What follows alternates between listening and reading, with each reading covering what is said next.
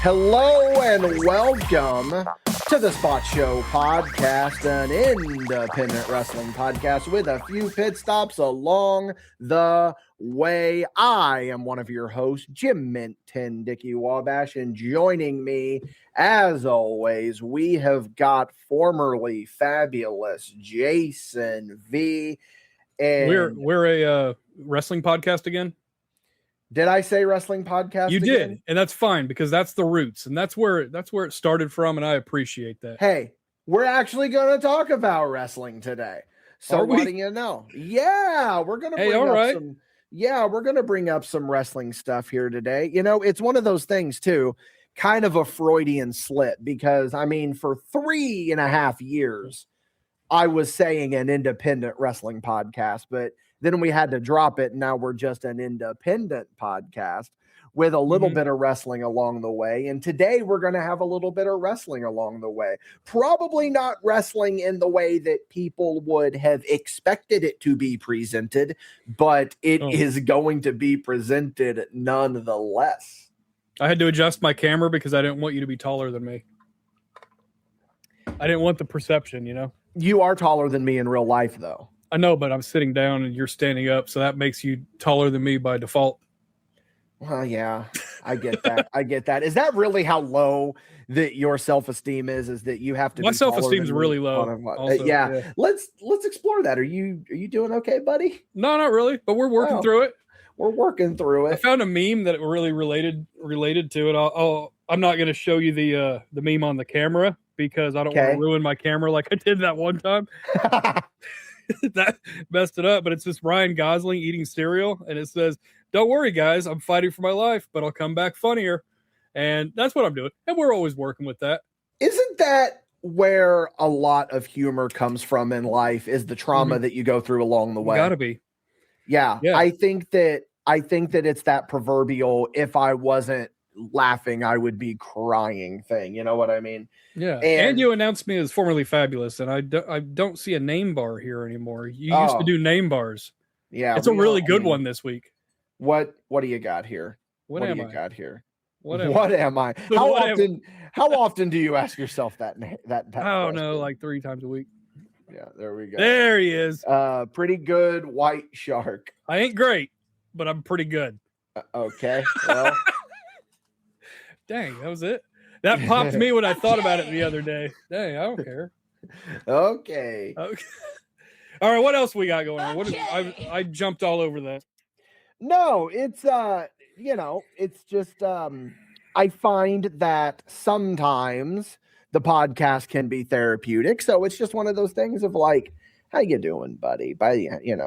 Just checking on you because, at the end of the day, not only are you my co-host, you're one of my close friends.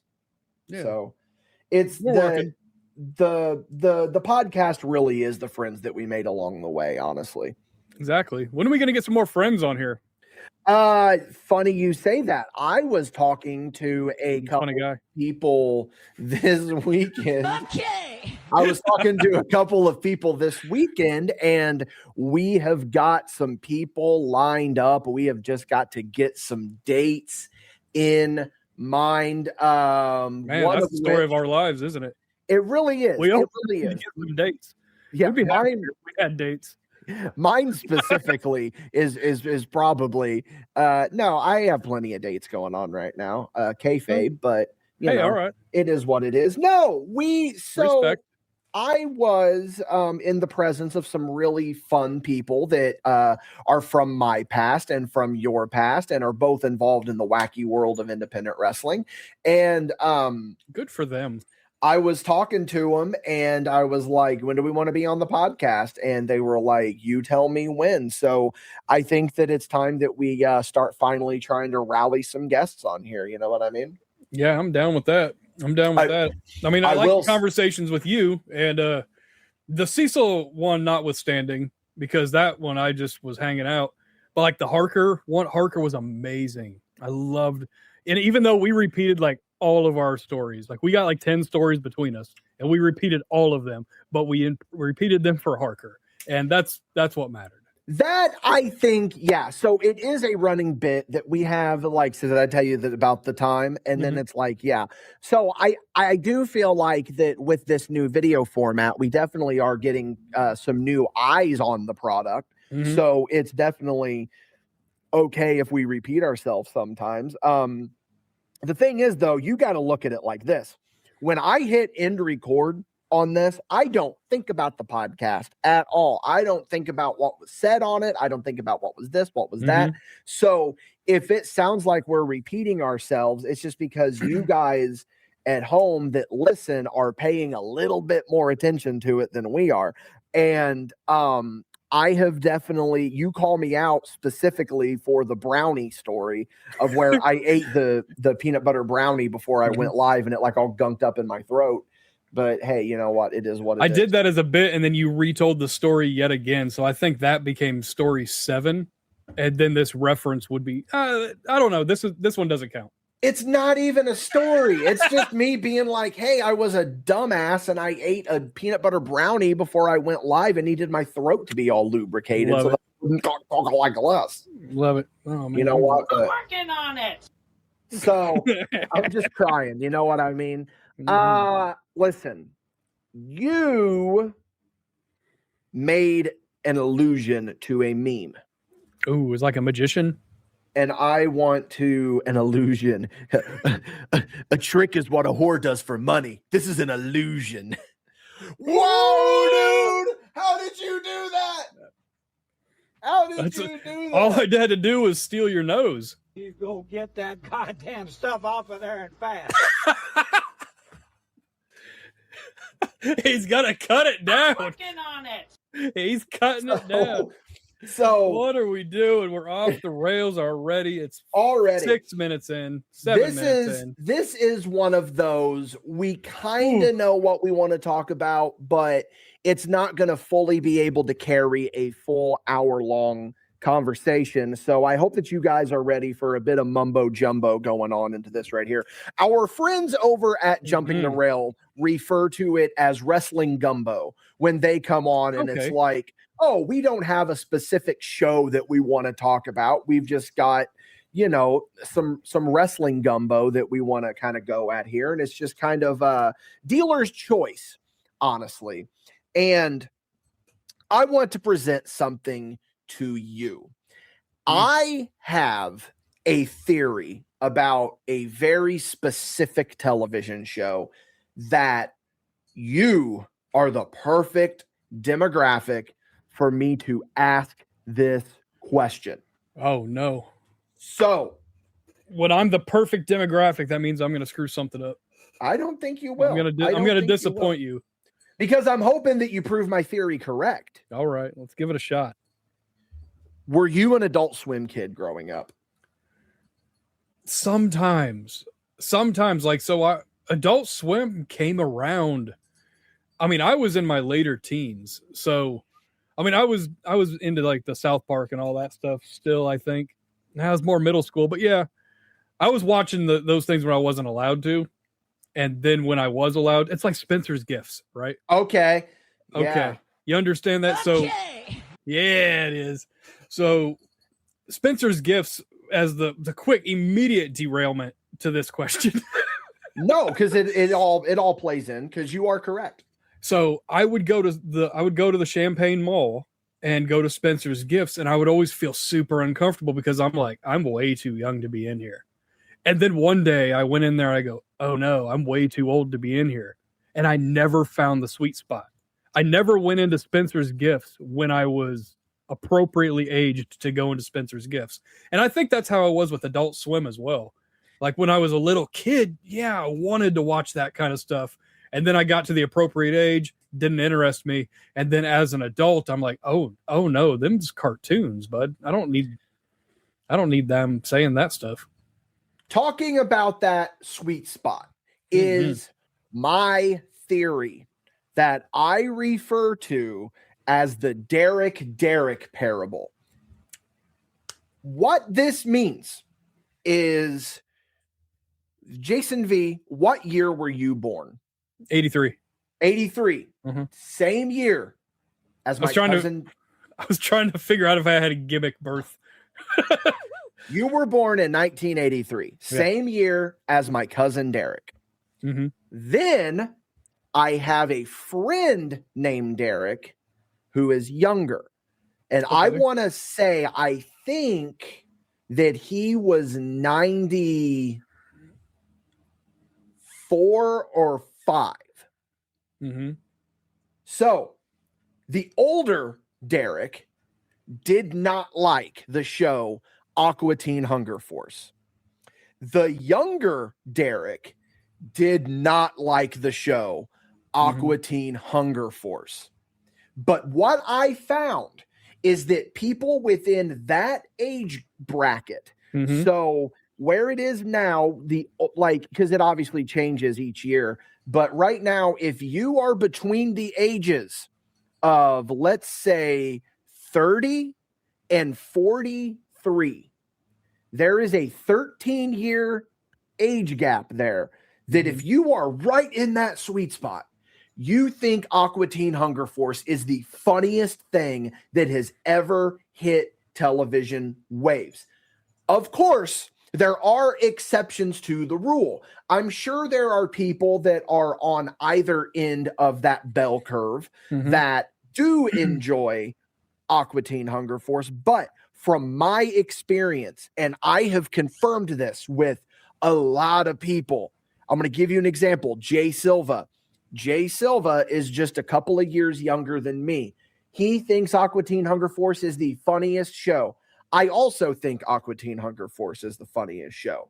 So, since you are right on the end of that bell curve, what is your opinion of Aqua Teen Hunger Force? It doesn't have to be that you think that it's the funniest show ever, but do you think it's funny? Oh, I think it's hilarious, but it's got to be in the right time. Like it's so situational. It's like our entire autism test that we took. So many of those answers were situational. Yes, I like this at this time, but I don't like this at this time. And if I'm in the right, happy, like jovial kind of mood, and I pop on Aqua Teen Hunger Force, and I got like Master Shake going ahead and doing his thing, yeah, I'm down. That's funny. But if somebody else, if I'm like in a depressive state or just irritated at the world and somebody's got it on in the other room, like my kid would do that when she was living at the house, and she would have that and it would just irritate me because it sounds stupid. And I'm like, just get that garbage off the screen. Yeah, it does. So it's so many things in life. There is a spectrum of it. And sometimes, I'm with it. Sometimes it is the funniest thing ever, but no. Other times it's the worst. And how apropos that you say it's circumstantial. It depends, because I think I have found Aqua Teen Hunger Force being used in the funniest context. And it is not only do you have to be born between 1983 and 1995, you also have to be a wrestling fan. Oh, I have found the most niche meme that I think is the funniest goddamn thing that I have ever seen in my entire life. And shout out again to Jay Silva, because he and I don't even say words to each other anymore. It's just us sending these memes back and forth. And what is so great about it is that they just popped up one day on Facebook randomly. There is a Facebook group. I don't remember the name of the group. I want to say it's something along the lines of like WrestleMania or something. And this one guy, I was thinking about a different group with some like animals and stuff, animal costumes. Different thing. Well, that would be a really good little soundbite to throw into our soundboard. I think you know the one. Cut that goddamn thing off. So basically what this guy started doing is he started photoshopping. It started off as Carl from Aqua Teen Hunger Force into different situations in wrestling, like different different historical moments in wrestling, and they were so fucking funny. They just were that perfect niche, weird ass humor that I think is just. You ever done that where like you find this thing and your main character energy kicks in and you're just like, I feel like this is made specifically for me. The simulation is deciding to just give me this content and make this just for me. Yeah, it just happened a couple years ago in it, like almost parallel to what you're talking about when they started photoshopping Cody Rhodes into all the historical, like the great black moments in history. Oh, the Cody Raheem Rhodes. Yeah. And it was designed for me, in my opinion, because I took it and I ran with it, and I went as Cody Raheem and Cara went as Brandy for Halloween that year, and she hated it. Mainly because I made her hold that speaker as I did my stupid entrance.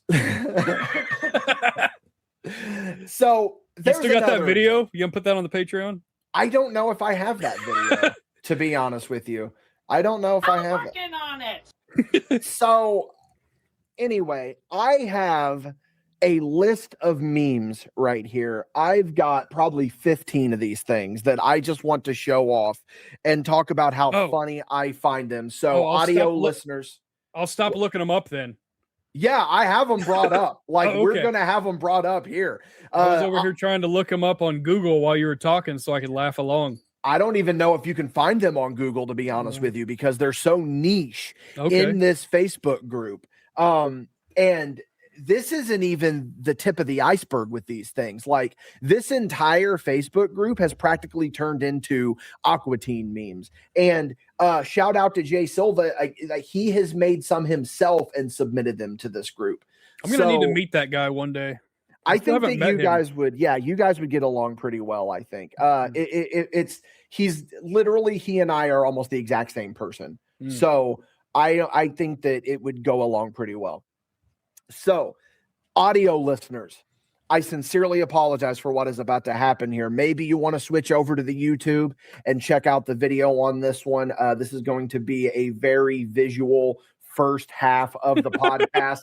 But for those of you on the video, we just brought up the first one here. It is Charles Robinson running to count Edge versus The Undertaker, but they photoshopped Carl running. And Carl running is one of my favorite Aqua Teen moments when he goes running across his yard. Okay, now I don't remember what order any of these are in. So bear with me as they pop up. You're going to get some shoot popskis from me as they play. So, okay, that's a good one. So for audio listeners, Carl is unfazed. For audio listeners, it's the famous AJ Styles Undertaker meme, but it's Carl instead of AJ Styles. Yeah.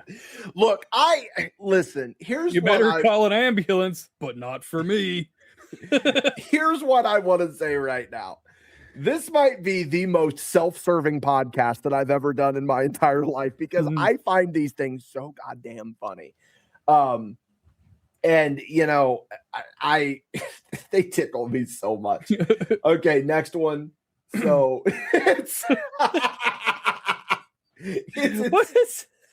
instead of Mankind holding the WWF championship on the shoulders of DX, it's Carl, and he's holding. Did they Photoshop and AI this? Yes. But what's even funny about this is that that's the Foreigner belt from an episode that is one of the. I'm telling you, this shit is made specifically for me. Like, oh my goodness. Oh my God. I love it so much. Okay, here we go with the next one. Okay, so now we're getting out of Carl and we're getting into the cybernetic ghost of Christmas past. It's Sting with RoboCop. But they took out RoboCop and put the cybernetic ghost of Christmas Past. Man, the RoboCop real bit was meme enough. Mm-hmm. Man, this is layered. Oh my God. Okay. Goldberg.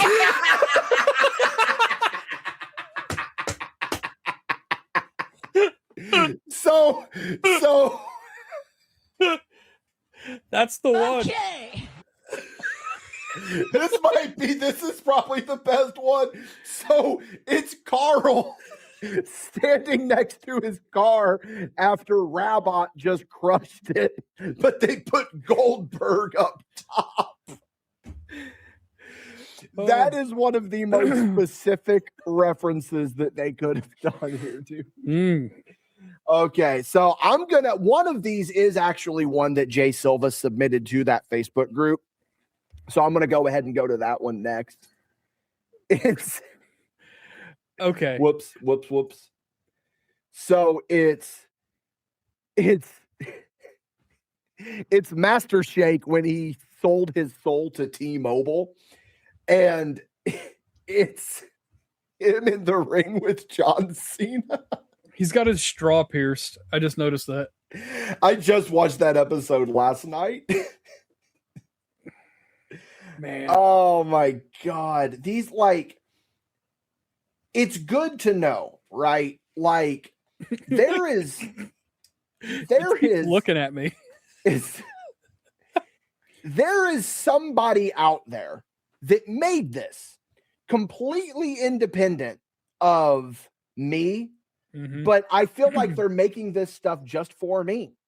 Like, it's good to know that there are other people out there that have my sense of humor. That makes me very happy. What's the over-under that it's the same guy that made those Fast and the Furious memes from back in the day? Okay, I forgot. Yeah, the ones where it was Han coming with the car. Yeah. Dude, that's the second time this year that I felt like memes are made specifically for me. Let's go on to this next one here. Okay, so it's a very disheveled Carl and Master Shake, and they are a part of Raven's flock. Not one of the stronger ones, but it's pretty solid. It's appropriate. It fits. It is. Okay, so we've got Hand Banana with. I don't even know that character. You don't know Hand Banana? I didn't know that one or the robot thing. Oh man, look up Hand Banana. Okay. I'm afraid of what I'll get back with those results. Okay. Oh boy. So oh no. When Austin 316 meets, you're gonna get demonetized. I don't care. I don't. That's care. inciting violence right there. Violence to milkshakes. That's right, Hogan. I'm the friggin' man in the mirror. It's that famous scene from Nitro where I was looking at the warrior paint that they put on Carl's face. Why Carl? Like, why are they doing this? This is so great. That seems like a meatball one. There's meatball. There's where the fuck is Meatwad? Do we have to keep explaining these for the audio listeners? Yeah. I think we do. So this is the famous Eddie Guerrero, Rey Mysterio ladder match where Vicky Guerrero famously missed her spot. And you can hear Eddie Guerrero screaming, "Where the fuck is Vicky?" But they've put Meatwad in, and it's he's the one that missed said spot. I also straight up called him Meatball because I don't know. I don't know what I'm talking about. Because you're at the end of the bell curve. I am. You're at the end of the bell curve. Okay, so we've got ladder match for custody of this friggin' pool, and it's Carl and Master Shake because Carl's always talking about his pool, and the Aqua teens are always wanting to go swimming in it. Okay, so oh no! Now it's Carl calling out Rey Mysterio. No. It says, "I'll tell you what, Eddie ain't. Now how about you go clean that mess you left in my friggin' pool?" Oh no! Ray looks so sad. I think that the Goldberg one completely broke you. And yeah. I knew it. There was no topping that one. Yeah. Okay, this was pretty good. Okay. It's Carl with Bret Hart in the sharpshooter, and it says, I didn't screw Bret, he screwed himself. Carl's sharpshooter ain't terrible. It's actually better than Sean's. Yeah, he's got it in the right position. Mm-hmm. Let's see what this next one is. You talk about your Psalms, talk about your John whatever. Well, Carl 316 says, I just whooped your friggin' ass. Oh, man. I wish that the Goldberg one could have been the last one. No, it hit perfect. Oh, man. Okay, that's right, Undertaker. I'm your friggin' dad. It's Carl with Kane. Okay, let's hope that these last two. Okay. Let's hope that these last two really deliver. You think you're friggin' special, and it's Carl and Stone Cold facing off at WrestleMania 17. All right, the big one, the last one. The irresistible force meets the immovable friggin' object. No love for Frylock. Nothing for Frylock. I couldn't find any Frylock ones. I'm not saying that there's not Frylock ones, but I definitely couldn't find any Frylock. He would probably fit pretty well in some Doctor Strange memes, you know? Yeah, I definitely 5 minutes ago. 5 minutes ago, Jay Silva just posted a new one to that board. And I don't know if I can show it because, again, that one would probably get us in trouble. There's one of Carl with Hulk Hogan in the camel clutch, and it says, yeah, I'll break your friggin' back and make you humble. It don't matter. It don't matter. It don't matter. None of this friggin' matters. We've got one with Mike Tyson holding up Carl's arm instead of Austin. I don't know, dude. I just listen. I love that 2 minutes where you're explaining to me at what the things say on your computer because you're just hanging out on Facebook on the podcast. Yeah, the problem is I got lost in the sauce on that one, and I was like, oh, I'm back on Facebook again. Yeah. So as I stated, I don't know if anyone finds that stuff as funny as I do. But I think that it very well could be some of the funniest goddamn memes I have ever seen in my entire life. And there is just something about them that they speak to me, dude. They absolutely speak to me. Mm-hmm. And I could not be more perfect. Could not be more perfect. It's a burn hot and burn out thing because I think it's something it'll have a very short shelf life, but very funny in the moment. Oh, yeah. Then give it some time, and then we recycle, and what's old is new again. Yeah, well, I mean, that's the thing is that I am curious about meme culture, right? Because some memes just stay. And a lot of them recently, they just are around for a couple of weeks, and then they go. You know, like you mentioned the Fast and Furious ones that Green Kid Chris and I like. I think I was more obsessed with him than he was. Mm-hmm. I think he found them funny, but not as funny as I did. Like I thought they were the funniest fucking thing ever. Speaking of Green Kid Chris and Fast and the Furious, he and I are going to watch a crossover. Yeah, we are going to watch the 25th anniversary of the Fast and the Furious in theaters. And I'm really fucking excited for that. Wasn't that first one they were trying to steal a truckload of CRT TVs? Mm-hmm. That's amazing. That's topical. And they end up in space in one of them. Yes, they do. Of course they do. Yeah. But anyway, I watched 2.5 of those movies and I tapped out. Oh, you're missing out. The Rock wasn't even there yet. You're missing out. Nah. So, like I said, yeah, memes are just like, I want to figure out the formula of like what makes a good meme stick around. You know what I mean? Like, I'm trying to think of a good example of one that has like stood the test of time. But even Doge. Some of them, Doge even, like it was around for years, but you don't hear many people posting Doge memes anymore. It it transcended the meme when it became a coin.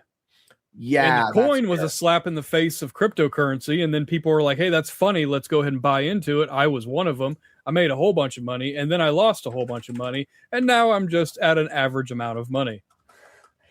Yeah, I think that's a very good way to put it.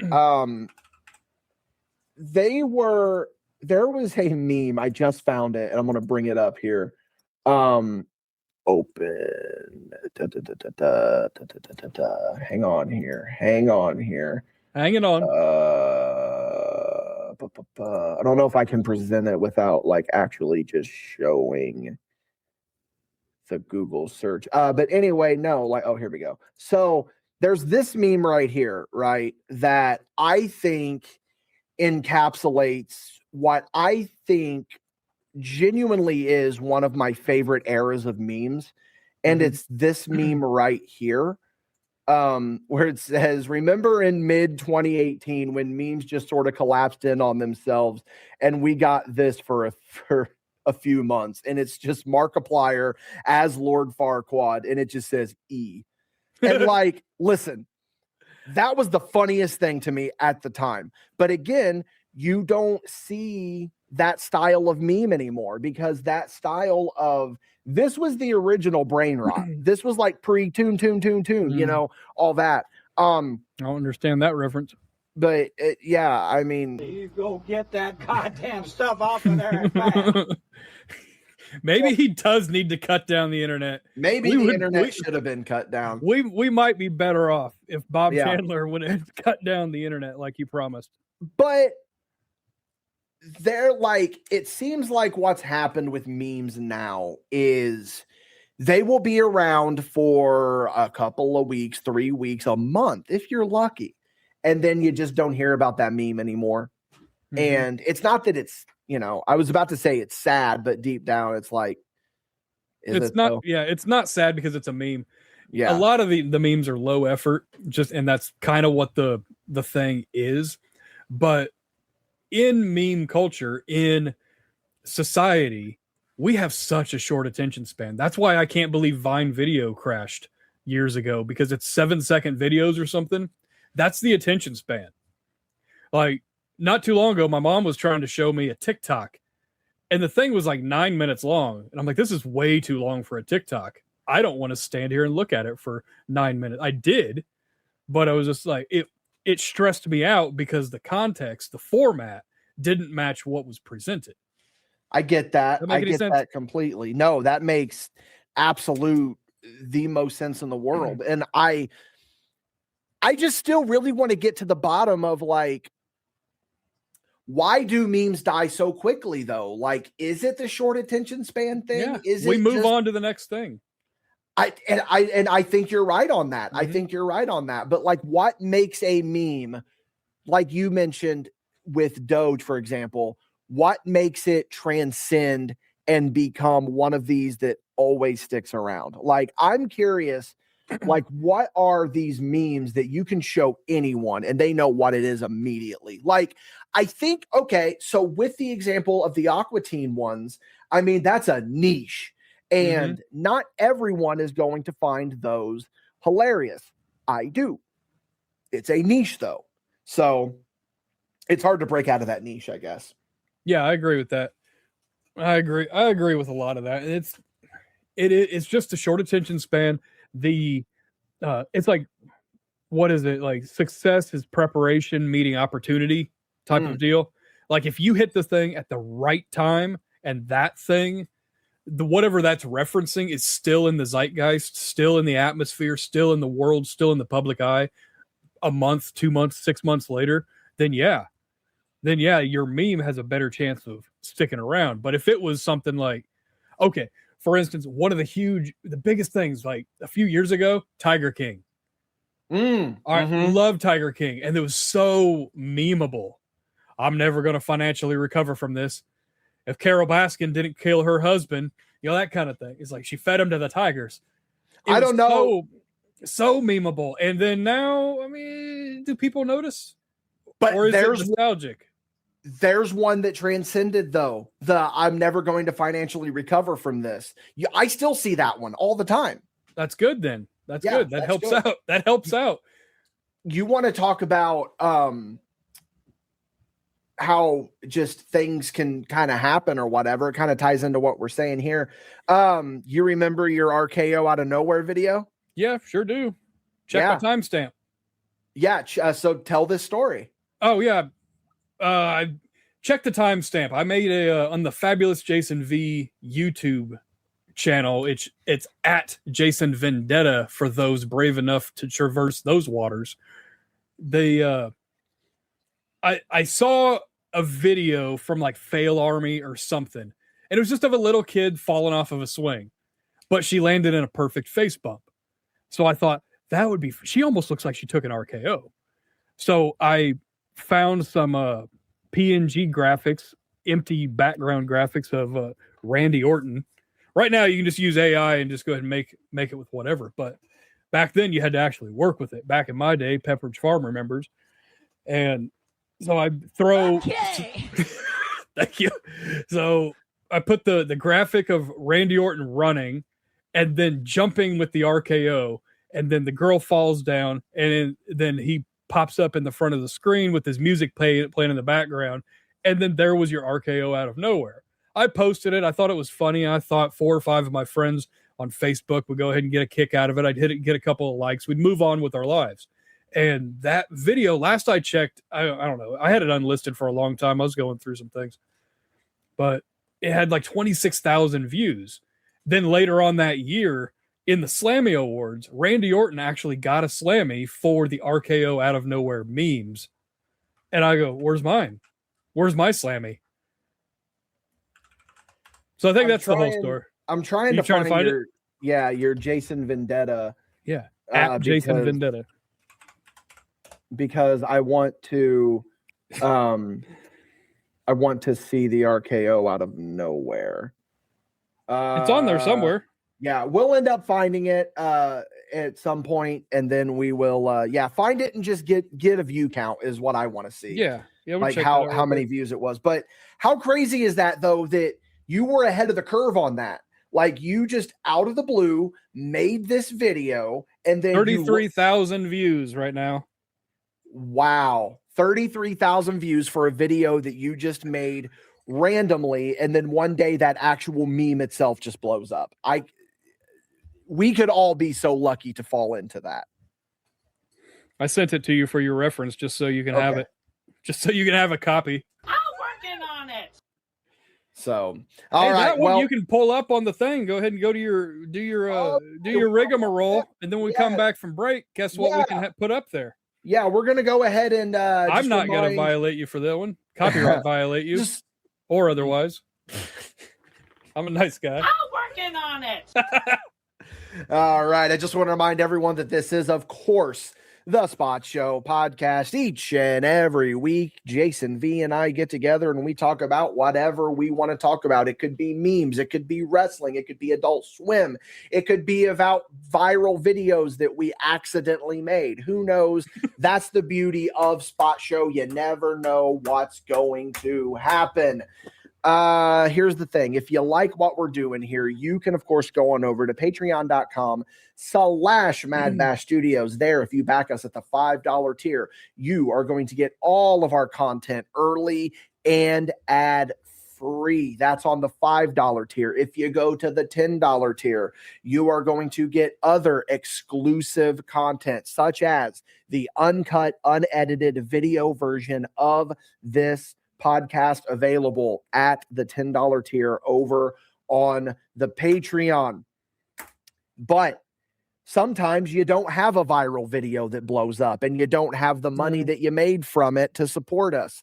So there are multiple free ways that you can support us. One of the best ways, one of the best new ways, YouTube. We are now on YouTube and we are trying to get more of a YouTube presence.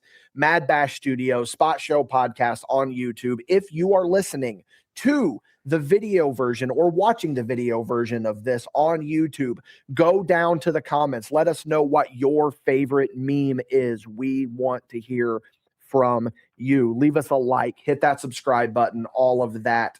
You can also go to MadBashStudios.com. There you'll find links to all of our social media. Go to your favorite podcasting platform. Leave us a 5-star written review. Also, we have separated the YouTube content.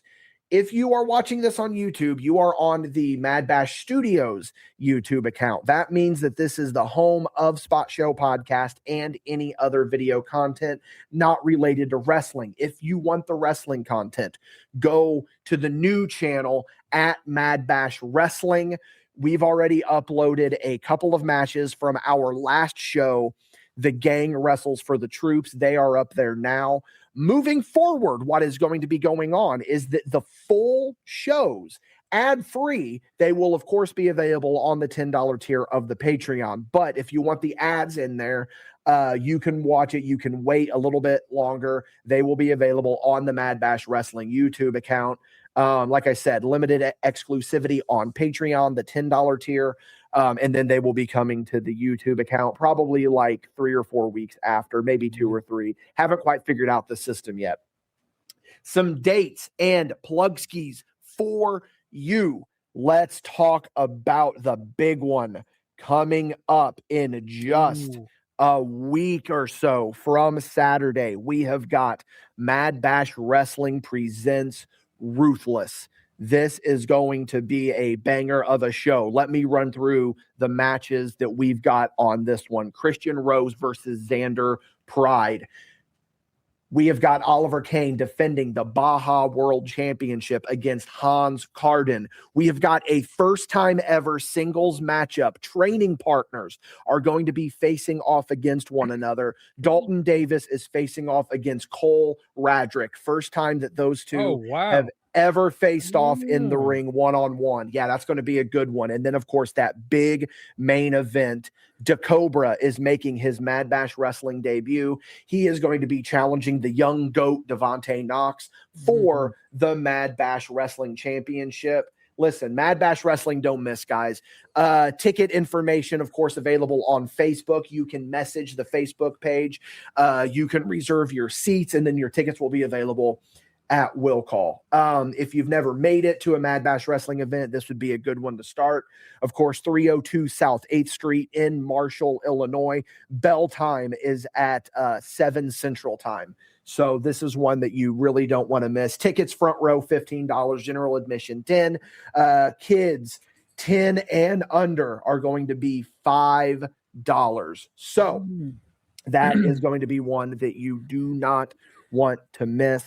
But we have got other sponsors that we need to adhere to. So if you are not watching this on the Patreon, then let's hear a word from our sponsors. This episode of Spot Show Podcast is brought to you by Big Red Soda.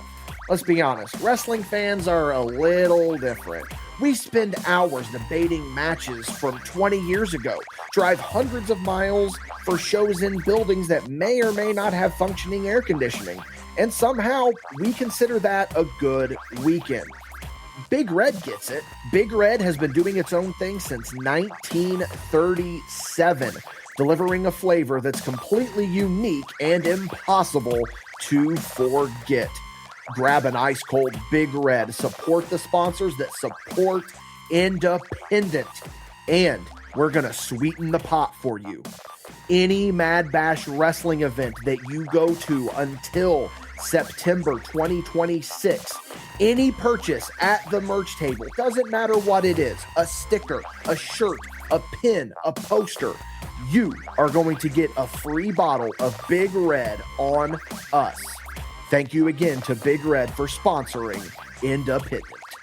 This episode is brought to you by patreon.com/MadBash Studios. If you head on over to patreon.com/MadBash Studios, you are helping fund the definition of independent. Hundreds of hours of content starting at just $5 a month. You are going to get early, ad-free access to everything that MadBash Studios has to offer, on top of exclusive shows starting at just $5 a month. That's less than a cup of coffee a month.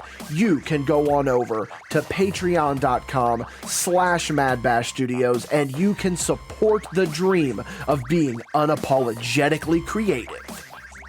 If you are looking for that retro feel with a little bit of a modern twist, then look no further than the Camp Snap V2 screenless digital camera. Listen, about a month or so ago, I decided I'm going to hop on this trend of retro technology. But the problem with a lot of retro technology is that some of it isn't as accessible. And then I realized, what if I can get the retro feel, but modern? And that is how I found Camp Snap. Camp Snap is an easy-to-use, screenless digital camera. Don't be worried about being glued to a screen. Be worried about being in the moment and capturing a shot with that feel. Listen, the V2 comes with multiple filters that are going to give that perfect touch that you need with every single picture that you take. You don't need to put it in post and add on filters.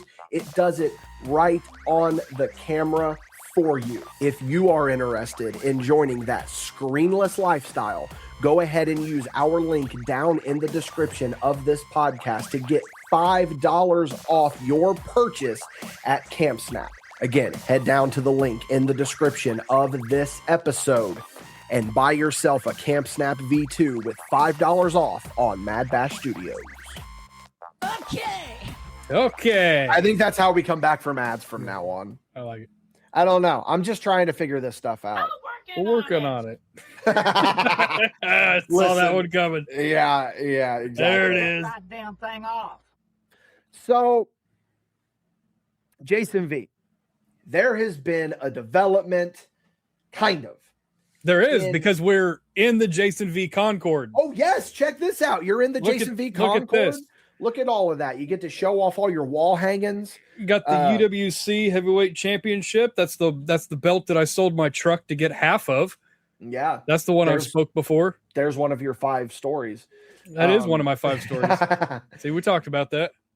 So, if you guys remember, a couple of months ago at this point, it was about a month and a half ago because of the Japan trip and whatnot, we decided to jump on this Reckless Ben versus Bricks and Minifigs drama. And that is still very much an ongoing saga. That is still going on. We wanted to wait to talk about Reckless Ben once there was a development in this, but couldn't stop Reckless Ben. No, couldn't stop him because he doesn't. Reckless Ben doesn't wait for the development. He is the development. 100%. 100%. This is the king of multitasking. Yeah. He not only is in this huge saga with Bricks and Minifigs, Reckless Ben goes and gets himself involved in another huge saga and takes down Provo Canyon. So it is. And so I spoke in the first half about the 9-minute TikTok and about how that wasn't working for me because it's TikTok supposed to be short videos. Yeah. Short to the point. Now I'm a fan of long form videos in the right context. You made me watch 85 hours of Chris Chan videos. Shut that goddamn thing off. And then with the Reckless Ben thing, it was, and what was it? The first one was an hour and a half. Are we talking about Bricks and Minifigs? The Bricks and Minifigs. Yeah, it's something like that. That was like an hour and a half. And I was like, buddy, what are you doing? Why is it always such long videos with you? And then after that, there was a second part and a third part. And then we're moving forward. And then I went back to his McCamey Manor, which is an excellent series. That was the first one that I saw him, back a year or so ago. And now, while he's waiting on more information on the Bricks and Minifigs deal, boom, all of a sudden drop for the Provo Canyon. And so now, go ahead and give a little bit of the backstory of Provo Canyon, because you'll probably explain it way better than I can. Yeah, so basically Provo Canyon is one of these facilities where maybe you can't explain it better than me. Well, I'm trying to think of the right words. I couldn't think of the word facility. It's one of these facilities where you basically send your troubled youth, and they basically, it's also kind of one of those pray the gay away places, which I don't know, like that's, like indoctrination, I think, is a good way to put it, of where it's like you think your kid is misbehaving, so you send them to almost an indoctrination camp. And Provo Canyon made the rounds a couple of years ago because Paris Hilton was sent there as a kid, and she decided that she wanted to start speaking out against Provo Canyon and try to get them taken out and try to get all this stuff done to Provo Canyon. And now that stuff I'm unfamiliar with. I vaguely remember when that was going on because I think, do not quote me on this, but I think there's an HBO documentary, or it was on HBO Max, and it could be like a Discovery ID something, but where Paris Hilton was talking about her time in Provo Canyon. Now, what I find, I almost said hilarious, but I guess hilarious isn't the proper context here. No. What I find ironic is I don't think much got done when Paris Hilton was speaking out about it, but then Reckless Ben starts talking about it, and we're going to jump ahead a little bit here.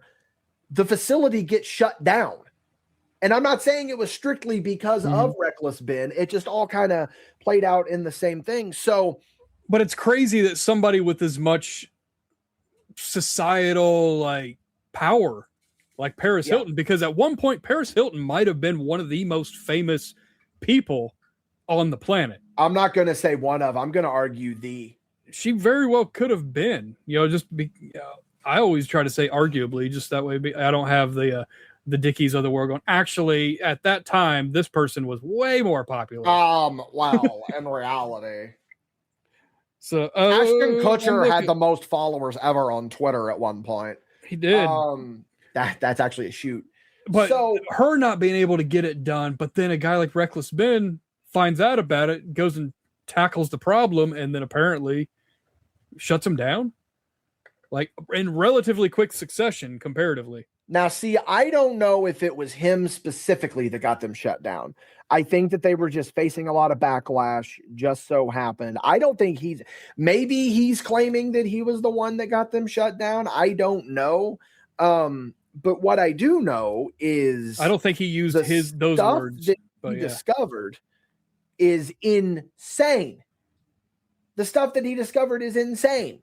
And I think that so really it's more of this could easily be, I'm trying to get the right way to word this. This could easily be a dark and morbid thing that he does. This could very easily be a dark and morbid thing that he does. You could look at this video and be like, yeah, this is dark. But I think that what makes Reckless Ben's videos entertaining is the absurdity. Not just because of the things he's taken down, because yes, it is absurd that this company is stealing from old people, or that they're doing this to they're doing this to troubled teens who legitimately probably do need some help, some of them. But they're just getting the wrong type of help. It's more the levels, the hoops that he jumps through to get this stuff going. I am going to make a reference right here that I know you're not going to get, because I've tried to turn you on to this show a couple of times, and I know where it is. I think that Reckless Ben is the real life version of Nathan For You. That's where I knew it was going. I think that if you look at the absurdity of what Nathan Fielder does, it lines up exactly with the absurdity that Reckless Ben does. He trolls people into like their own destruction. Yeah. Like he trolls them so hard that they just give up. And we're not talking like a high school bully or something. We're talking like big companies. McCamey Manor was making all kinds of money. and then he exposes them, and he trolls them to the point with that one where he had, instead of just infiltrating their camp, he gets the contract and then changes the contract, signs the changed contract that says that if you talk about this, you owe us $50,000 or something. He changes the dollar amount to $1. So he also does the thing with bricks and minifigs where he changes the contract to say, if you call the police on us, you owe us like $5,000 or something like that. It's just, and then he got her to sign it under the guise of a UPS type package. So he's trolling these people, and like it's like a chess and checkers. Like he's playing chess, and you don't even understand the rules of checkers yet. Brother, I don't even think he's playing chess. He's playing a game that's not even invented yet. While we're still thinking about chess. So yeah, that's a good point. Yeah. I don't know. That's about what he was doing with these guys too. So one of the big pieces on that early on, not jumping over the obvious beginning part of it, but he is a 30-year-old man. Oh my God. I wanted to bring this up too. This is my favorite thing that he did. He is a 30-year-old man. And then he has to play his own dad to put himself in this juvenile detention school. And he just claims he's 17. And they don't ask for anything. They're just like, so do you got the money? And also the money, it's $1,500 a day. How do they have so many kids there? How do they have so many kids? There's I don't remember the number, but it was, I think they said 256 students there. So if you're talking 256 students at $1,500 a day, what are we doing? What are we doing? Yeah, I don't know. Much. I think it was like they even discovered that it's like what the CEO is making. It's another one of those like nonprofits where the CEO makes a substantial amount of money, which that always infuriates me. Yeah, makes 95% of the money, and then his responsibilities are exist. Yeah. Well, no, it's not even that. Like that's a whole other argument. My point is that these that might be the case in terms of Provo Canyon, but like yeah. But what I'm saying is that like these charity organizations where you really look at the numbers breakdown and you see where the money is actually going. And they're not helping. Like I don't know if I want to okay, I'll just say it. So my mom is a breast cancer survivor. That's where I was going to say. I will not support Susan G. Komen. And many people look at me and they think, but Dickie, your mom is a breast cancer survivor. How can you not support Susan G. Komen? First of all, there's other organizations out there. Some of the names escape me currently. But that's why. Yeah. That is why. 100%. If you really look at where the breakdown of money from Susan or to Susan G. Komen goes, then it is what it is. So the thing is, this ties into another thing I wanted to talk about today, because I just found this out today. Like this might have just broke today, that it shows how flawed the system can be, because Reckless Ben gets his friend to sign up to be a counselor at this school. He falsifies information. Not a counselor, specifically a teacher. Okay, sorry. Teacher. That word is very important. So he gets him into the school and they falsify information. It's literally just to come in and they ask him 2 or 3 questions. Boom, he gets hired. Then he's got to sit through an orientation process and they have to take a test in order to pass the test. The instructor giving the test is just giving them the answers, but like doing it in such a way where he's doing it in code. Like he's not saying like, hey, the answer is A. He'll just go, would anybody like an apple? Or are you a dog person? I can't remember what B and C were, but yeah, because they would just say the question, whatever the question was, and it's multiple choice. Yeah. And he just said, and on the screen it said A equals this, B equals that, and they would say the question, and he would just be like, man, I don't know, but I mean, I will tell you a good story about my dog. Does anybody want to hear my story about my dog? And then they'd move on to the next question. Yeah. And he would never, obviously it's a bait, but it's a way of getting around, I don't know, the rules. It's devious. It's shady, but it's a way that they're not directly saying, oh, the answer is D. They're saying, you should hear about my dog. Yeah. Okay. So that. Yeah. And the thing about it is that the fact that Homeboy was even able to sneak in a spy camera to record this stuff, like, it's not even one of those where they were afraid there was a spy camera in there because they think they cover all their bases. Boy, they did not. They do it so that, like V just explained, of where it's like, well, I didn't tell him the answer. I was just telling him I had a story about my dog. Yep. Exactly. But you and I know what's going on here. And it even says, like, once you hear the audio of it, it's absolutely insane.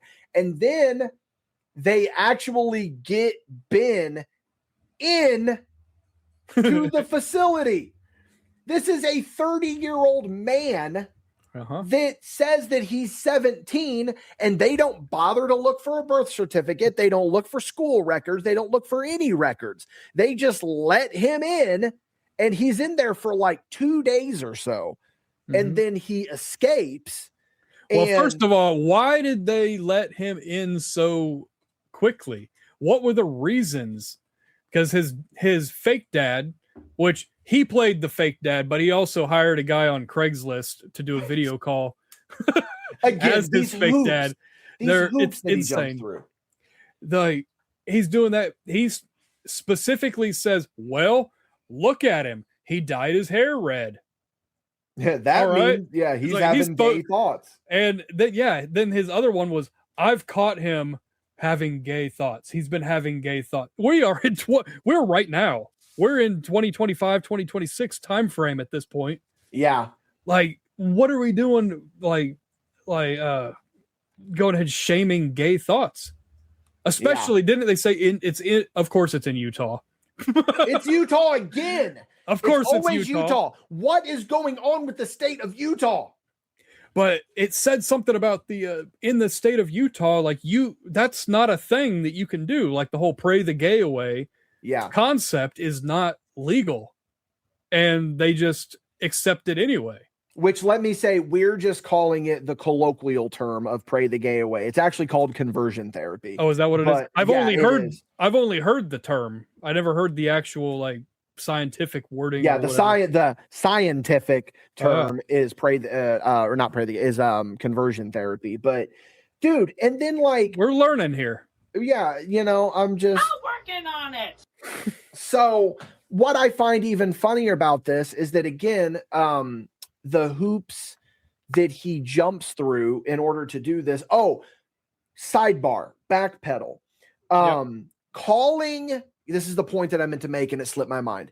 Calling them teachers and giving them the pass and the answers to this test is also showing a failure in the education system, because I just saw a video like an hour before we started recording. I almost sent it to you so that we could be like, hey, we should probably kind of touch on this, but we don't need to talk about it ad nauseum, where there is I'm not going to say elementary, middle, or high. I don't know. I think it's an elementary school, and I don't remember the state, but they gave out an agenda to the students. You remember an agenda? I had one. They just give it to you. It's got your calendar in it. It's got all this. It's got the periodic table. It's got equations, all that shit. Oh yeah. The school planner. The school planner. Yeah. It was very much made with AI. So much so that you look at the state names and they're just jumbled. I'm Googling it right now. AI school agenda. It was a middle school. And it's Arizona is Arizona. Illinois starts with a V. As well it should. As well it should. It should. Thank you. Holloway wrote that one. Yeah.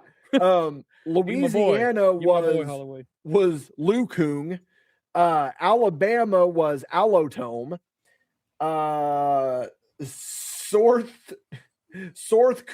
Kuanto instead of South Carolina.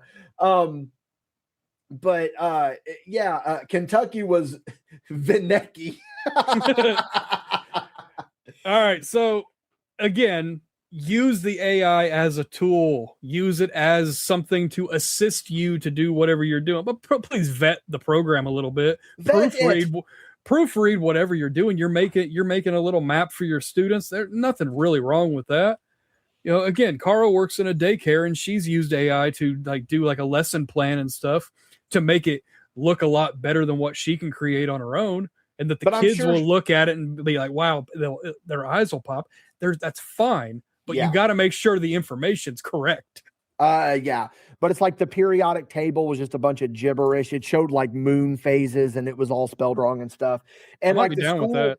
The school put out a thing that's like, oh, there's misprints on these pages. We encourage the students to just rip these pages out. And the big argument that they were making is that it was like, brother, we paid for these things and we're paying for your AI slop. What the fuck are we doing here? Go get that goddamn stuff off of there and fast. You know what I'm saying? Ties into, granted, Provo Canyon is a very extreme case, but the fact that they let these teachers just give them the answers so that they could pass this test. Then we look at a public school that is just using AI to create this agenda for people, so that you live in Illinois or whatever it is. Right. It's canon now. We talk about AI pretty frequently on here. And this is probably the best example I can think of AI run amok. Yeah, it's too much. It's too much. Yeah, that's absolutely a sidebar, but a respectable sidebar. I thought you were You were going back to the hiring of Ben's friend as the quote unquote teacher, who he picked that guy, first of all, because he does have a criminal record. Now it was in the past, it was long in the past. He did his time, he got out, he's better, he's changed his ways. And we need to be able to give those people who have done things wrong and gotten better, we need to give them opportunities, sure. But you're not allowed to be a teacher with a criminal history. Yeah. And he does the background check, and while the background check is still pending, they just hire him. Then the people that did the background check send him an email and say, no, we found this on your record. They've made the decision to fire you. And he goes, buddy, I got fired. And then they email him and say, don't listen to that. We did not sign off on that. You still have a job. Then what's the point of the background check? Yeah. You're trying to, cross your T's and dot your I's, but in reality, it's just another layer to this scheme. Yeah. So do you want to get into them hounding him for the money, or do you want me to? No, go ahead. Because the money is the biggest part. Before that, just to be clear, Ben is in there. He only has $2,800. He showed his bank statement. Yeah. He said, I can't afford 2 days in here. I only have $2,800 in my account because all of my videos get demonetized. Yeah. He's like, I don't have any money. So it's like, I can only afford 1 day because it's $1,500 per day per student. And then they accept him anyway. He asks, well, is there anywhere to escape? Is there a place where we can escape? And they said, no, the walls are too high. But then that first 30 hours that he's in there, because he has red hair and gay thoughts, apparently. Oh, he's a problem. He's a problem child. Then they put him in the gulag for 30 hours. They put him in like solitary confinement. He does not have anything. I think they said he didn't even have a bathroom. Like he didn't even have a toilet. Yeah, he kept bringing up the fact that he really needed to pee. Yeah, he didn't. Because he said he didn't pee for like it was like 17 hours or something. Yeah, 17 hours. And so he's doing all this stuff, but then they let him go outside, and they specifically say, "This is activity. I don't care what you do. Do not sit down. You have to pick up a ball, walk with it, move around, do whatever you want, but as long as you're moving, because I need you to be wore out, so you're not a pain for me later on."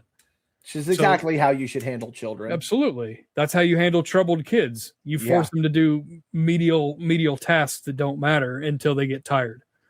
But he goes to throw the basketball into the hoop, and it goes over the fence. Whoopsie. Don't worry, buddy. I'll go get it. And he scales the chain link fence, and they catch him right away. They say, "Hey." And they're like, no, get him. He's like, "Guys, I'm just getting the ball. I'll be right back." I was gonna say that's my favorite part of it is just how it's like, because Ben has this cadence that is just so funny. He's just like, I'm just getting the ball. And then they're like, "No, get back over here." "Yeah, but I'm just getting the ball." And then he just runs. And then, he just takes off running, and he like ducks into a restaurant bathroom or something, uses a worker's phone, and has his buddy come pick him up. Yeah. And instead, then not long after that is when, quote, air quotes, Ben's dad, Ben, gets the phone call, right? And this phone call is from, I was going to say McCamey Manor, it's Provo Canyon. He gets the phone call from the school. And of course, I mean, they just lost the kid. What's this phone call about? Now, tell me what that phone call is about. We're just calling to let you know that your credit card got declined, and we are going to need to receive that payment. Mm-hmm. That's it. Yep, that's it. But I heard my son ran away. And then there was like, yeah, I mean, that happened too, but let's take out this balance on the account real quick first, and then we were going to tell you about your son. It's like, well, should that be a priority? It will be once the balance is paid. Yeah. What are we doing? Yeah. What are we doing? This goes on for like a month or something, I think, where they never find him, but they keep calling him, like calling his quote unquote father, asking about the money. And then he finally gets them because they blocked his number. And they're like, "So where's my kid?" And then like, I don't remember like what excuse they give him or whatever, but it's an insane story. Look, I don't want to the ending is that I don't know if Ben had anything to do with this, but the school got shut down. But that doesn't mean that you shouldn't go check this out, because huge recommendation, huge shout out to these. Quick little thing here. You were actually a little bit frustrated when I sent it to you, because you were like, "Where's the Lego thing?" Oh, yeah, because I saw it earlier that day on the on my YouTube feed, and I'm like, "Well, why are we doing another thing? Why are we going somewhere else? Let's finish the first task before we start the next task." Yeah, that type of thing. But again, I'm not mad at you, and I'm not mad at Ben. I understand the court system sucks, and you're just stagnant forever. Yeah. But also, I mean, at one point he was wanted by the federal government. Yeah, and I don't think you took that into consideration. Yeah, he was wanted by the federal government. At that point, I'm like, why are you doing more things that are going to get you in trouble? So I think that that's a part of a greater conversation I would like to have with you one day, because you kind of talked about how you like to digest media. And I think that's a good future podcast conversation. Could be. No, we're going to start wrapping up here, but I definitely recommend that you guys go check out Reckless Ben's channel. There's no particular order that you should watch any of these in, but my first exposure to him was the McCamey Manor video. And then the bricks and minifigs thing just blew the fuck up. That one is the big one right now. And then the Provo Canyon stuff is the most current stuff right now. But shout out to him. definitely go check out Reckless Ben. I wonder if he does podcast interviews. Mm-hmm. That'd be an interesting one. I just hope that if anybody can take any inspiration from him, okay, super, do not dive into this, please. The girl from Obsession was just a streamer not long ago, and she was struggling. And now she is going to play Rogue in the Disney Marvel X-Men. Yeah. So that's an amazing thing, just speed running this thing. And this Reckless Ben thing, I think, is similar in that sense, because really he's just a YouTuber. He's not Walmart. He's not, Shell Oil or something. He's not any of these other major companies, but because of what he's doing, he's taken down the dirtbags that are running some of these companies, whether it's McCamey Manor, whether it's Bricks and Minifigs, whatever it might be. And maybe that's the call to action. Like, normal people can do things. You just need to get on somebody's radar. Yeah, I agree. I think you're right. Well, V, what do you say we go ahead and get on out of here? This was a fun little discussion. We really ran the gambit. Ran the gambit. Rogue. I understand that reference. Goddamn thing off. That's not the right one. That was a bad one. Oh, you didn't want that one? Okay. Yeah. We're going to go ahead and hop off here. Listen. Wrestling Talk on Paid Show, guys. We do have Wrestling Talk show over on the Patreon. Here is where you can find me. You can go on over to Instagram at DWobsEditBay. You can also find me on Letterboxd at DWobs with a Z. You can find Jason V trying to escape Provo Canyon, usually most days. I am nowhere near as athletic as Ben is. I will not escape.